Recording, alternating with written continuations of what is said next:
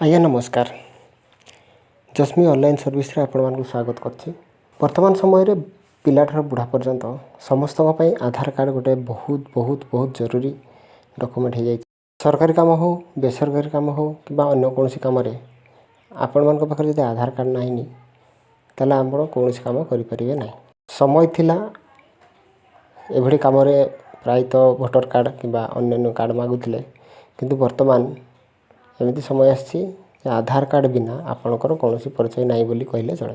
तो यही आधार कार्ड रो आवश्यकता को दृष्टि रखी मुझे गोटे वीडियो बनई।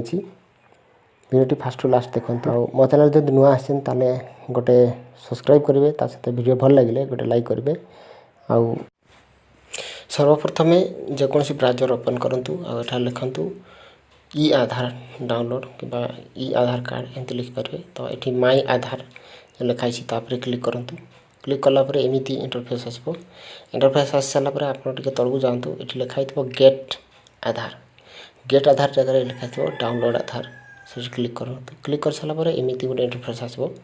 ये आप कौन करेंगे आपंकर आधार नंबरटा टाइप करदे। आधार नंबर टाइप कर सारापर ये जो कैप्चा कोड रही है कैप्चा कोडटा को ये टाइप करदे। टाइप कर सारापर सेंड ओटीपी कले। सेंड ओटीपी कलापर आपंकर आधार जो नंबरटा लिंक होता से नंबर गोटे ओटीपी जीव ताको ये एंट्री करदे। एंट्री कर सारिकी भेरीफाई ओटीपी होगा। भेरीफाई ओटीपी हो गलापर ऑटोमेटिक डाउनलोड हो। डाउनलोड हो गलापर आम आसता ओपन करवा। डाउनलोड हो जाइए देखो फाइल डाउनलोड हो जाइए। ओपन कले ये लॉक मांग। लॉक कौन ना लॉक हूँ आपणकर नामर प्रथम 4टी अक्षर कैपिटल लेटर लिखे ता सहित आपणकर डेट ऑफ बर्थर केवल ईयरटा लिखे। नामर प्रथम 4टा अक्षर ता सहित डेट ऑफ बर्थर आपड़ केवल ईयरटा लिखे। तारीख लिखे केवल ईयर लिखे। देखो आम खोली जाइए। तो ये आम कौन करवा लॉक खोलियापाई ये देखो क्लिक कले विभिन्न प्रकार ऑप्शन आसूँ। तो ये आम कौन करवा माइक्रोसॉफ्ट पेंट टू पीडीएफ ये क्लिक करवा।